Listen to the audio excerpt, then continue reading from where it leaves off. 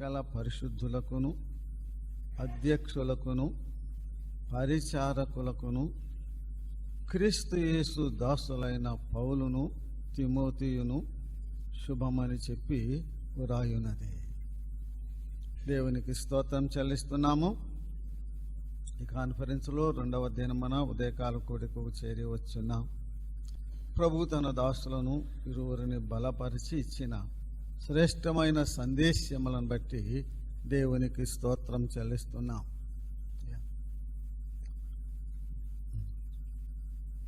చాలు.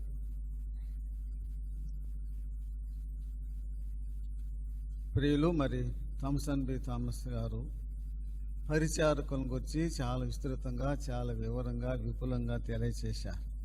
నేను కూడా ఏం మాట్లాడాలి, నాకు కూడా అదే అంశం. ప్రార్థన చేయండి.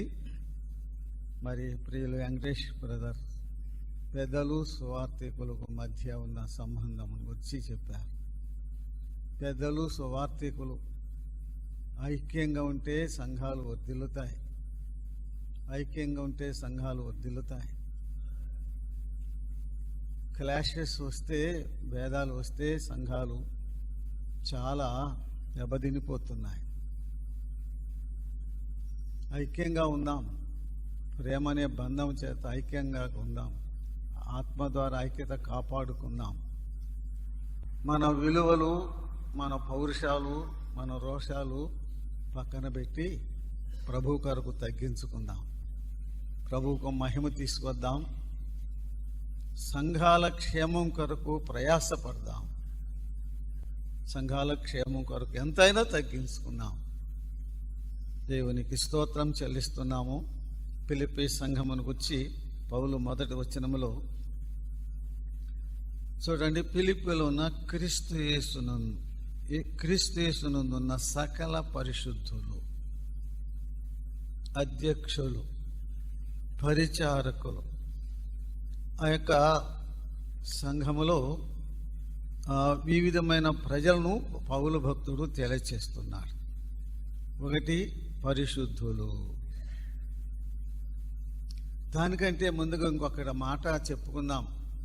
పాపులు, పరిశుద్ధులు, అధ్యక్షులు, పరిచారకులు, సేవకులు అని పెట్టుకుందాం. కింద పౌలు పేరు చెప్పాడు కదా, వారెవరు? సేవకులు. ఎవరు పుట్టుకతో ఎవరు పరిశుద్ధులు కారు. అందరం ఎవరమండి? అందరము పాపులమే. ఫిలిప్పీ పట్టణంలో పౌలు ఎలా సువార్త ప్రకటించాడో మనకు తెలుసు. నీ వచ్చి మాకు సహాయం చేయమని మాసిదోనియా వారు కేక వేస్తున్నారు, పిలుస్తున్నారండి. చేయి సాసి పిలుస్తున్నాడు. మాకు వచ్చి సహాయం చేయండి. భారతదేశంలో కేక వేస్తుంది, మాకు వచ్చి సహాయం చేయండి. ఏంటి సహాయం? ధన సహాయం కాదు. ఏది? సువార్త సహాయం. క్రీస్తు సువార్త మాకు వచ్చి ప్రకటించండి. సువార్త సహాయం. ఫిలిప్పీలో కొందరు ప్రభువుని నమ్ముకున్నారు. వారు కూడా ముందు ఎవరు చెప్పండి? పాపులే కదండి. పాపులే యేసు ప్రభువుని నమ్ముకునే వారికి ఏమయ్యారు చెప్పండి? పరిశుద్ధులయ్యారు. క్రీస్తు ప్రభువులో ఉన్న శక్తి అది. సువార్తలో ఉన్న శక్తి అది. బ్రిటిష్ వారి నుంచి అప్పటి నుంచి మన దేశంలో పరిపాలన చేస్తున్నారు.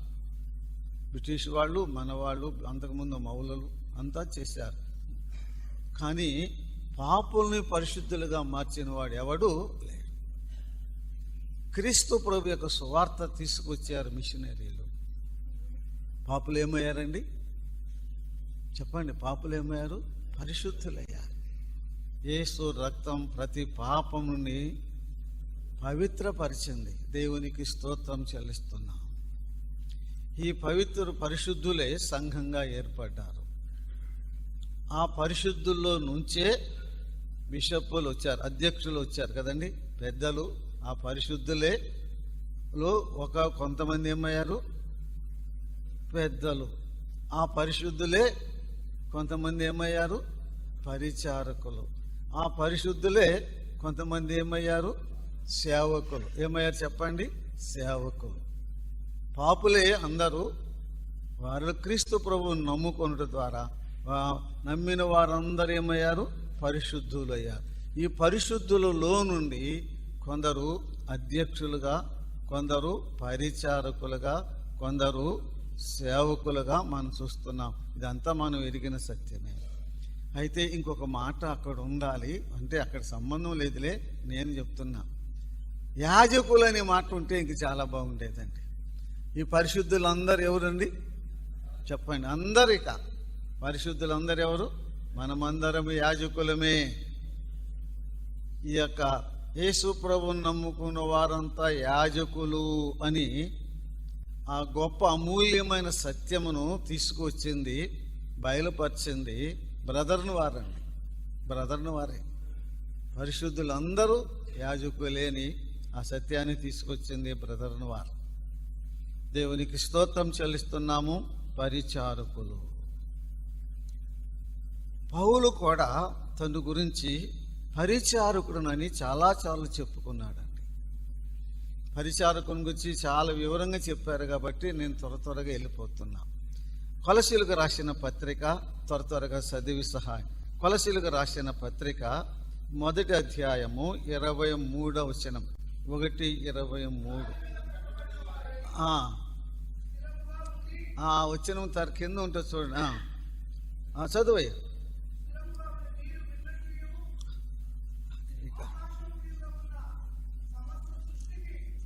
ఆ 20. ఆ సువార్తకు పరిచారకుడును. ఆ సువార్తకు పరిచారకుడును. పౌలు తానే చెప్పుకున్నాడు. ఏమని? నేను పరిచారకుడని. 26వ వచనములో మనం చూస్తున్నాం. ఆ సంఘమునకు పరిచారకుడను. ఆ సంఘమునకు పరిచారకుడు.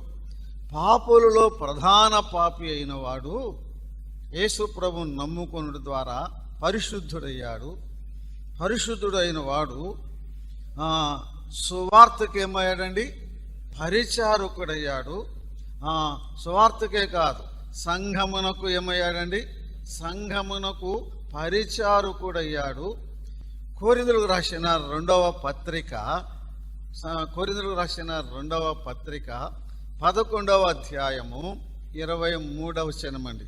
2వ పత్రిక. వారు క్రీస్తు పరిచారకుల వెర్రివాని వలె మాట్లాడుతున్నాను. నేనును మరి ఎక్కువగా క్రీస్తు పరిచారకుడను.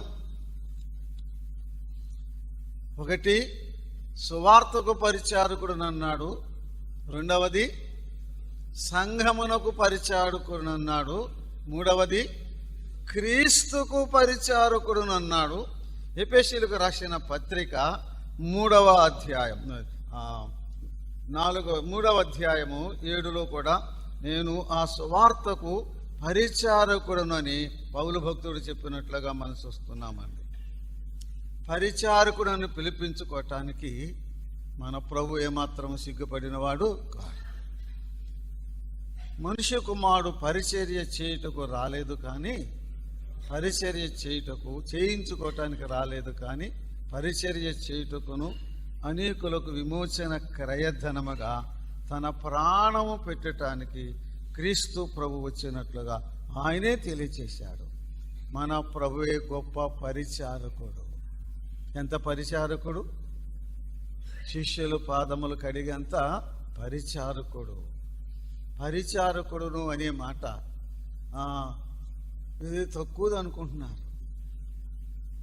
మన ప్రభువే గొప్ప పరిచారకుడు. యెహోషువ గ్రంథం 1వ అధ్యాయము 1వ వచనం చదువుకుందామండి. యెహోషువ గ్రంథం 1వ అధ్యాయము 1వ వచనం. యెహోవా సేవకుడైన మోషే మృతి నొందిన తరువాత మోషే పరిచారకుడు. యెహోషువ ఎవరంట? మోషే పరిచారకుడు. యెహోషువ జీవితం పరిచారకుడుగా ప్రారంభించబడింది. మోషే సేవకుడైన యెహోషువ చూడండి, ఆఖరిగా మోషే సేవకుడైన యెహోషువ దేవుని సేవకుడైనట్లుగా మనం చూస్తున్నామండి. యెహోషువ గ్రంథం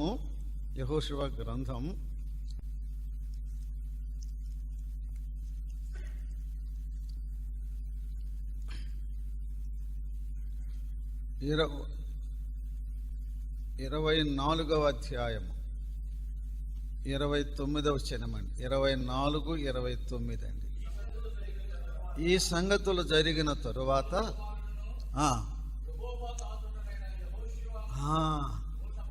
చాలా యెహోవా దాసుడు. మొదట్లో ఏముంది? మొదట వచనంలో మోషే పరిచారకుడు. ఆయన జీవితం ముగింపులో ఏమని రాయబడింది చెప్పండి? యెహోవా దాసుడు. ఆ పరిచారకుడే ఏమయ్యాడు? దాసుడు, సేవకుడయ్యాడు. ఇందులో మనం నేర్చుకునే పాఠం ఏంటంటే, యెహోషువ మొదటగా పరిచారకుడయ్యాడు, తర్వాత దేవుని సేవకుడు, దాసుడయ్యాడు. పెద్దలైనా సేవకులైనా ముందుగా వారు ఏమై ఉండాలి చెప్పండి? పరిచారకులై ఉండాలి. ఆ మనసు కలిగి ఉండాలి, ఆ దీనత్వం కలిగి ఉండాలి. పరిచర్య చేయకుండగా, సంఘములో పరిచర్య చేయకుండగా అకస్మాత్తుగా నేను పెద్దను, నేను సేవకుడు అనటానికి ఎవరికి హక్కు లేదు, అవకాశమే లేదండి. మొదటిగా అతడు పరిచారకుడై ఉండాలి. యెహోషువ పరిచారకుడు, దేవుని దాసుడయ్యాడు. ఎలీషా కూడా ఏలియాకు ఏమయ్యాడండి? ఎలీషా కూడా ఏలియాకు పరిచర్య చేశాడు, చేతుల మీద నీళ్లు పోశాడు, పరిచారకుడు అండి. తర్వాత ఏమయ్యాడు? దైవజనుడు అయినట్లుగా మనం చూస్తున్నామండి. రోమా పత్రిక 16వ అధ్యాయము 1వ వచనం అండి. రోమా 16:1. చదువయ్యా, మళ్ళా చదువు. కెంక్రేయులు ఉన్న సంఘ పరిచారకురాలు. పౌలుని క్రైస్తవ కోటి అంటే ఇతర డినామినేషన్ వాళ్ళందరూ ఏమంటారంటే క్రీస్తు ద్వేషం, స్త్రీ ద్వేషి అంటారండి. పౌలుని ఏమంటారు? స్త్రీ ద్వేషి. ఆ స్త్రీకి ఎన్ని అధికత లేవు, అన్ని అని చేశాడని అంటారు. కానీ పౌలు ఏమన్నాడు? క్రేంక్రేయులు ఉన్న, చదువయ్యా, సంఘ పరిచారకురాలు. స్త్రీలు పరిచారకులు ఉన్నారు అనేది మనకు అర్థమైపోయిందన్నమాట. పురుషులు ఉన్నారు, స్త్రీలు ఉన్నారు. స్త్రీలు పెద్దలుగా ఉన్నట్లుగా బైబిల్లో ఎక్కడా లేరు, ఇక లేనే లేదు, ఇక అంతే. పరిచారకులు ఉన్నారు, కానీ ఎవరు లేరండి? పెద్దలు లేరు. దేవుని వాక్యము అది స్పష్టంగా మనము చూస్తున్నాం దేవుని వాక్యములో. ప్రియులు, మరి థామస్ గారు చాలా సంగతులు చెప్పారు. అయితే ఈ సమయమున వారు కూడా చదివారు. అపోస్తుల కార్యములు 6వ అధ్యాయం చదువుకున్నామండి. 6వ అధ్యాయం, అపోస్తుల కార్యములు 6వ అధ్యాయం మొదటి నుండి చదువుకున్నామండి. మొదటి నుండి. ఆ దినములలో శిష్యుల సంఖ్య విస్తరించినందున అనుదిన విధవరాండ్రను చిన్న చూపు చూసిరని సణుగుతం ప్రారంభించారు. అప్పుడు అపోస్తలులు శిష్యులను పిలిపించి, మేము దేవుని వాక్యం బోధించడం మాని ఆహారం పెంచిపెట్టే యుక్తము కాదు కాబట్టి సహోదరులారా, ఆత్మతోనూ జ్ఞానముతోనూ నిండుకొని మంచి పేరు పొందిన 7 మనుషులను మీలో ఏర్పరచుకొనుడి. మేము వారిని ఈ పనికి నియమింతుము. ఏ పనికి? ఆ దినములో శిష్యుల సంఖ్య విస్తరించినప్పుడు అనుదిన పరిచర్య. అనుదిన పరిచర్య అంటే వారికి అప్పగించిన పని ఏంటంటే బియ్యం కొనుక్కురావటం, కాయగూరలు కొనటం, భోజనాలు పెట్టడం అన్నీ అన్నమాట. ఆ పనికి వారిని మేము నియమిస్తామని చెప్పి వారి యొక్క క్వాలిఫికేషన్ చెప్పారు. చూడండి, ఆశ్చర్యం అండి. నేను నేను నేను తత్తరపోయాను. అన్నం వండి వరకు మనకు అర్థమైంది. ఇంకా చాలా పనులు చెప్పారులే మా బ్రదర్. భోజనాలు తయారు చేసి భోజనాలు సంఘంలో భోజనాలు పెట్టేవారే ఎటువంటి వారంట చూడండి అయ్యా. ఆత్మతోనూ జ్ఞానముతోనూ నిండుకొని మంచి పేరు పొందిన వారంట. వారిని భోజనాలు వడ్డించే వారిగా నియమించుతున్నారు.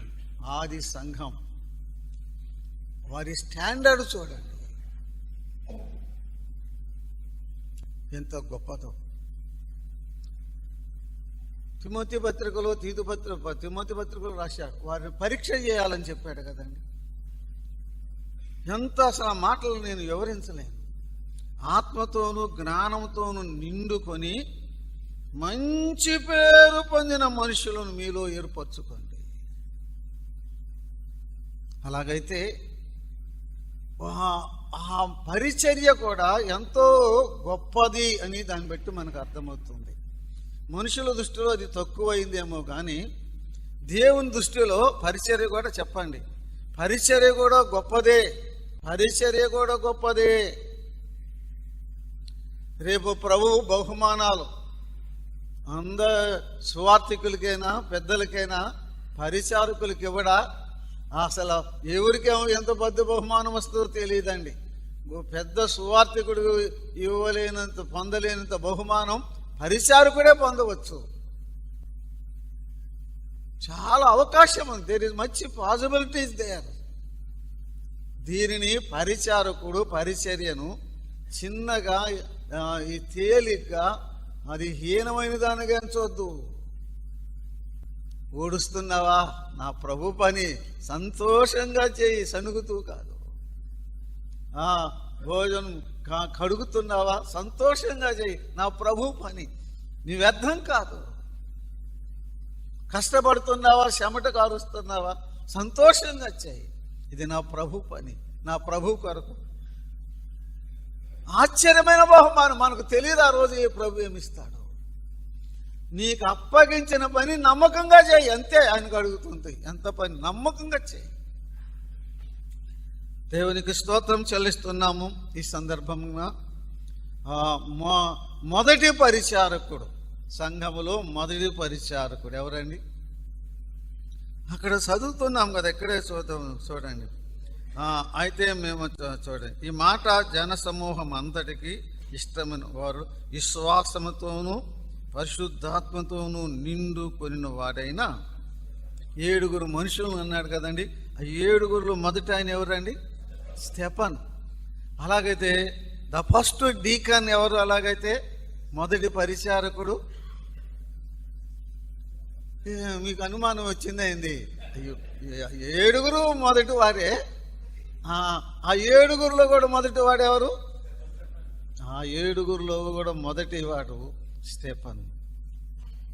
The first deacon is Stefan. ఆయన కూర్చిన సంగతులు ధ్యానం చేస్తుంటే పరిచారకుడే. ఇంత గంభీరమైన సత్యాలు ఉన్నాయండి. కొత్త నిబంధనలో యేసు ప్రభు వారు చెప్పారు, కొండ మీద ప్రసంగం, సుదీర్ఘమైన ప్రసంగం కదండి. ఆ తరువాత సుదీర్ఘమైన ప్రసంగం చేసిన ఆయన ఈయనే. గంభీరమైన ప్రసంగం చేసిన వారు ఈయనే.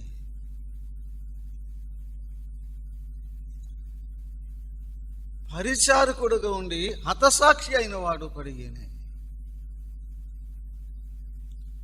క్రొత్త నిబంధన సంఘ చరిత్రలో ద ఫస్ట్ మార్టియర్ కదండి, మొదటి హతసాక్షి. మానవ చరిత్రలో మొదటి హతసాక్షి ఎవరు? హేబేల్. సంఘ చరిత్రలో మొదటి హతసాక్షి ఎవరు? స్టెఫన్. రేపు ఆఖరి హతసాక్షి ఎవరో మనకు తెలియదండి. ఆఖరి హతసాక్షి, the last martyr, we don't know. ఎవరికి ఆ భాగ్యం ఎవరికి వస్తుందో, ఆ భాగ్యం ఎవరికో తెలియదు. స్టెఫను గురించిన సంగతులు మనం ధ్యానం చేస్తున్నప్పుడు నిండుకొని అనే మాట మనం చూస్తున్నామండి. 7 సంగతులు స్టెఫను గురించి మనం చూస్తున్నామండి. చూడండి, 3వ వచనం, 6వ అధ్యాయము 3వ వచనం. కాబట్టి సహోదరులారా, ఆత్మతోనూ జ్ఞానముతోనూ నిండుకొనిన వారు కదండి. 1 స్టెఫను ఆత్మతో నిండుకున్నవాడు. పౌలు అన్నాడు ఎఫెసీయులకు పత్రిక, ఆత్మ పూర్ణులై ఉండుడి కదండి. ఆత్మ పూర్ణులై ఉండుడి అన్నాడు ఎఫెసీ పత్రిక 5లో. స్టెఫను ఆత్మ పూర్ణుడండి. ఆత్మతో నిండుకున్నవానిగా మనం చూస్తున్నాం. ఆత్మతోనూ, 2వది జ్ఞానముతో నిండుకున్నవానిగా మనం చూస్తున్నామండి. 5వ వచనం చదువుతున్నాను. 5వ వచనం, విశ్వాసముతోనూ పరిశుద్ధాత్మతోనూ నిండుకొన్నవాడైన స్టెఫను. 3వది విశ్వాసముతో నిండుకున్నవాడండి. ఆత్మతో నిండుకున్నవాడు, జ్ఞానముతో నిండుకున్నవాడు, విశ్వాసముతో నిండుకున్నవాడు. 8వ వచనం చదువుతున్నామండి. 8వ వచనం, స్టెఫను కృపతోనూ బలముతోనూ నిండినవాడు. ఫుల్ ఆఫ్ గ్రేస్, దేవుని కృపతో నిండుకున్నవాడు. బలము, దేవుని యొక్క శక్తితో నిండుకున్నవాడుగా మనం చూస్తున్నామండి. డైరెక్ట్గా 5 సంగతులు పేతురుని గురించి, అది స్టెఫను గురించి. ఆ పరిచారకుడు అండి, ఆ పరిచారకుడు, అది గొప్ప పని ఏం కాదు. ఆ భోజనాలు వడ్డించే వాడి యొక్క క్వాలిఫికేషన్స్, ఆయనలో ఉన్న గొప్పతనం మనం ఒకటి చూస్తున్నాం. ఆత్మతో నిండుకున్నాడు, జ్ఞానముతో నిండుకున్నాడు, విశ్వాసంతో నిండుకున్నాడు, కృపతో నిండుకున్నాడు, దేవుని యొక్క శక్తితో బలముతో నిండుకున్నవానిగా చూస్తున్నామండి. 7వ అధ్యాయం మీరు చదువుకోండి. అబ్రహాముతో ప్రారంభించి క్రీస్తు ప్రభుతో ముగించాడు. ఆది కాండముతో ప్రారంభించి అపోస్తల కార్యముల అది యోహాను సువార్తతో ముగించాడు. లేఖనములు, నేను ఇలా చెప్పటానికి నాకు ఇష్టమండి. స్టెఫను లేఖనములతో నిండుకున్నవాడుగా మనం చూస్తున్నామండి. లేఖనములతో, ఫుల్ ఆఫ్ స్క్రిప్చర్స్, లేఖనములతో నిండుకున్నాడు. ఎన్ని సంగతులు ఇశ్రాయేలు జనాంగం మనకు, ఆ శాస్త్రులు పరిచయాలకు వారికి వివరించి, మన పితరుడైన అబ్రహాము మెసొపొతామియాలో ఉన్నప్పుడు మహిమగల దేవుడు అతనికి ప్రత్యక్షమయ్యాడని చెప్పాడు. అబ్రహాం, ఇస్సాకు, యాకోబును గురించి చెప్పాడు. యోసేపును గురించి చెప్పాడు. మోషేను గురించి చెప్పాడు. దావీదును గురించి చెప్పాడు. సొలొమోను గురించి చెప్పాడు. లేఖనములు వివరించి చెప్పాడు. ఇశ్రాయేలు జనాంగములకు, ఆ శాస్త్రుల పండితులకు, ఆ పరిచయులకు లేఖనం అంతా వివరించి చెప్పి, ఇవన్నీ క్రీస్తులో నెరవేరినవని వారి కళ్ళ ఎదుట క్రీస్తు ప్రభువును ప్రదర్శించాడు, ప్రకటించాడు ధైర్యంగా. క్రీస్తు ప్రభు లేఖనములతో నిండుకున్నవానిగా మనం చూస్తున్నాము. ఆఖరిగా ఆయన, ప్రభా ఈ నేరం వారి మీద మోపొద్దని ప్రార్థన చేశాడు కదండి. అది చదువుతున్నప్పుడు అదే ప్రార్థన ఎవరు చేశారు? ప్రభు చేశాడు కదండి. అలాగైతే స్టెఫను ప్రేమతో నిండుకున్నవానిగా చూస్తున్నామండి. Full love. ఇశ్రాయేలు జనాంగం పట్ల, వారి పట్ల స్టెఫనుకున్న ప్రేమ, ఆ శాస్త్రులు పరిచయులు వారి పట్ల, ఆ యొక్క తనను రాళ్లతో కొట్టుతున్న వారి పట్ల స్టెఫనుకున్న ప్రేమ మనం చూస్తున్నాం. ఫుల్ లవ్, ప్రేమతో నిండుకున్నాడు. ప్రేమతో నిండుకున్నాడు, వాక్యముతో నిండుకున్నాడు, జ్ఞానముతో నిండుకున్నాడు, ఆత్మతో నిండుకున్నాడు, విశ్వాసంతో నిండుకున్నాడు, కృపతో నిండుకున్నవాడు, బలముతో నిండుకున్నవాడు. మొదటి హతసాక్షిగా మనం చూస్తున్నాం. స్టెఫను యొక్క ప్రసంగం మనం ధ్యానం చేస్తుంటే ఆయన ప్రసంగము క్రీస్తు ప్రభువుతో ముగిసినట్లుగా మనం చూస్తున్నాం. క్రీస్తు ప్రభుతో ముగిసినట్లుగా మనం చూస్తున్నాం. సువార్తతో ముగిసినట్లుగా చూస్తున్నాం. మానవునికి, లోకానికి ఇప్పుడు అత్యవసరమైన సందేశం ఏది? మానవాళికి అత్యవసరమైన సందేశం ఏది? సువార్త. క్రీస్తు ప్రభువును గురించిన సువార్త, రక్షణ సువార్త, కృపా సువార్త, మహిమగల సువార్త. ఆ యొక్క శత్రువుల మధ్య ధైర్యంగా ప్రకటించాడండి. ధైర్యంగా ప్రకటించాడు. స్టెఫను యొక్క ఆ యొక్క 7వ అధ్యాయం స్టెఫను జీవితం చూస్తున్నప్పుడు తన ప్రాణము కంటే సువార్త ప్రకటించడమే ఆయనకి ముఖ్యంగా ఎంచుకున్నాడు. అదే ప్రథమైన దానికి ఎంచుకున్నాడండి. వాళ్ళు కొడతారు, రాళ్ళుతో ఉన్నాయి, చేతులు ఉన్నాయి, అయినా సరే తన ప్రాణం కాపాడుకోవటానికి ఆయన ప్రయత్నం చేయలేదు. సువార్త ప్రకటించడానికి ప్రయత్నం చేశాడు. He boldly declared the gospel of Christ Jesus. So క్రీస్తు ప్రభు యొక్క సువార్త శత్రువుల మధ్య ధైర్యంగా ప్రకటించాడు, ధైర్యంగా చాటించాడు. క్రీస్తు ప్రభు కొరకు హతసాక్షి అయ్యాడు. ఆలోచన చేసుకుందాం. శ్రమల్లో తట్టుకోగలమా? శ్రమలో నిలబడగలమా? శ్రమలో సువార్త ప్రకటించగలమా? శ్రమలో క్రీస్తును చూపించగలమా? ఎత్తి చాటించగలమా?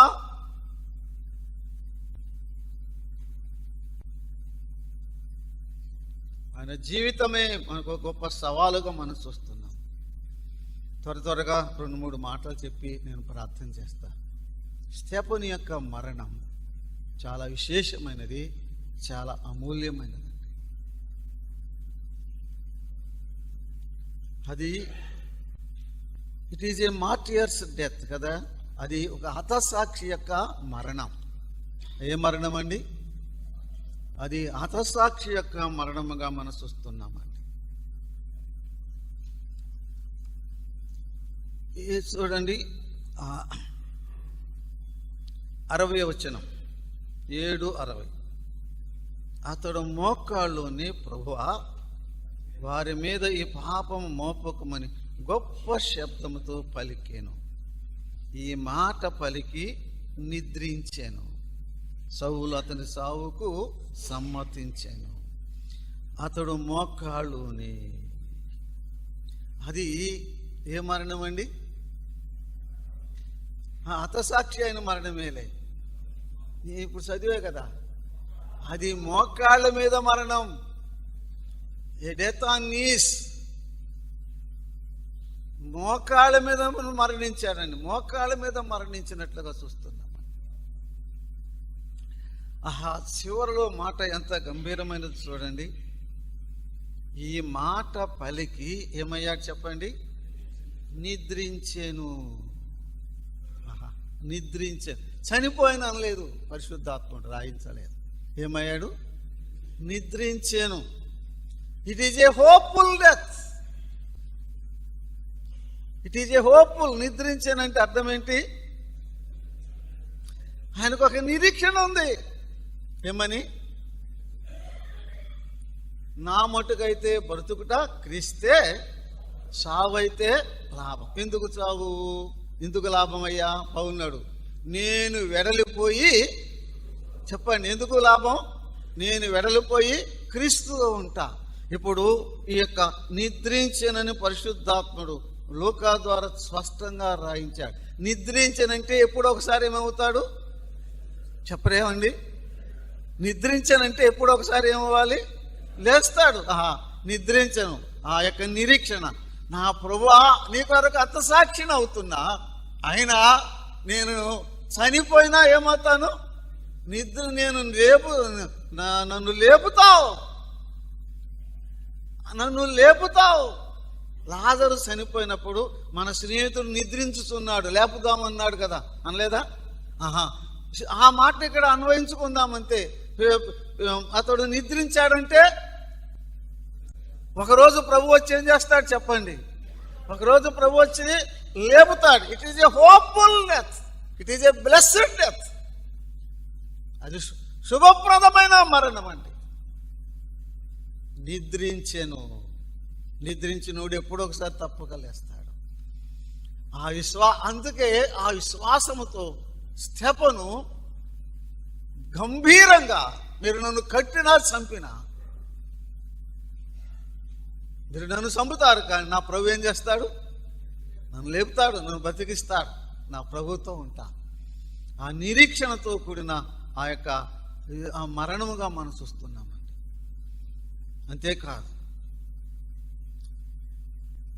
అతడు చనిపోతున్నప్పుడు క్రీస్తు ప్రభువును చూశాడు, ఆకాశం వైపు చూశాడు. అసలు ఆ ప్రారంభం చూస్తుంటే ఆయన ముఖము దేవదూత ముఖంలాగా ప్రకాశించిపోతుందండి. ఎక్కడి నుండి వచ్చింది కాంతి? ఈ తేజస్సు ఎక్కడి నుంచి వచ్చింది? 40 రోజులు మోషే దేవుని సన్నిధిలో ఉండి దిగొచ్చినప్పుడు అతని ముఖం ఎలాగుందండి? మోషే ముఖం ప్రకాశించింది. ఇప్పుడు స్తెఫను ముఖం ప్రకాశించింది, దేవదూతలాగా ఉన్నదంటండి. ఎవరైనా వృత్తి ఏంటి? ఇప్పుడే కదా చెప్పుకుంది. పరిశాలకు ముఖం ఏమవుతుంది? తేజరిల్లుతుంది, దేవదూతలాగా ప్రకాశిస్తుంది. It is a glorious death. అది మహిమకరమైన మరణం అండి, మహిమకరమైన. నేను ఆకాశం తెరవబట్ట, మనిషి కుమారుడు దేవుని కుడిపార్శ్వం నిలిచి ఉండుట నేను చూసి ఉన్నాను. ప్రభువును చూస్తూ ప్రభువును చూస్తూ ప్రభువును చూస్తూ నిద్రించాడు. It is a glorious death, it is a fruitful death. అది ఫలభరితమైన మరణం. ఎలా? స్తెఫను చిందించిన రక్తం వ్యర్థం కాలేదు, స్తెఫను మరణం వ్యర్థం కాలేదు, స్తెఫను పొందిన శ్రమ వ్యర్థం కాలేదు. ఆ స్తెఫను మరణమునకు ఆ బట్టలు తెతురు దగ్గర బట్టలు కాపులా ఉన్న సౌలే తర్వాత ఏమయ్యాడండి? సౌలే తర్వాత ఏమయ్యాడు? పౌలయ్యాడు. ప్రభువు నమ్ముకున్నాడు, ప్రభువును పట్టుకున్నాడు, ప్రభువు రక్షించాడు. ఇట్ ఈజ్ స్తెఫను యొక్క మరణం, it has great impact upon సాల్. స్తెఫను యొక్క మరణం సౌలు మీద గొప్ప ప్రభావం చూపిందండి. ఇంకా రెచ్చిపోయాడు, కానీ సాగిలపడ్డాడు. నువ్వెవరో ప్రభా? నేను నజరేయుడైన యేసును. స్తెఫను మరణం వ్యర్థం కాలేదు, స్తెఫను చిందించిన రక్తం వ్యర్థం కాలేదు. క్రీస్తు ప్రభు యొక్క సేవలో చిందించిన రక్తం వ్యర్థం కాదు. ప్రభు కొరకు ప్రభు సేవలో చనిపోయిన మరణం వ్యర్థం కాదు. ప్రార్థన చేసుకుందాం. మహిమగల తండ్రి, నీ పాదములకు వందనములు, స్తుతులు చెల్లిస్తున్నాం. నీ సేవలో హతసాక్ష్యం అవుట అంతకంటే గొప్ప భాగ్యం ఏంటి నాయన? నీ సేవలో చిందించిన రక్తం ఒక్క బొట్టు కూడా వ్యర్థం కాదు. స్తెఫను జీవితంతో మాతో మాట్లాడుతున్నావు. పరిచారకుడే, ఆత్మతో నిండుకున్నాడు. చిన్న పోస్టు ఆయన, చిన్న ఉద్యోగం, ఎంత గంభీరమైన లక్షణాలు. మాతో మాట్లాడుతున్నందులకై స్తోత్రం చెల్లిస్తూ, మా ప్రభా మా మరణం ద్వారా కూడా నీకు మహిమ వచ్చి రావాలి. అటువంటి మరణము మాకు దయచేయమని మా ప్రభువును మా రక్షకుడైన యేసుక్రీస్తు నామమున ప్రార్థన చేయుచున్నాము తండ్రి. ఆమేన్. అందరికీ వందనాలు.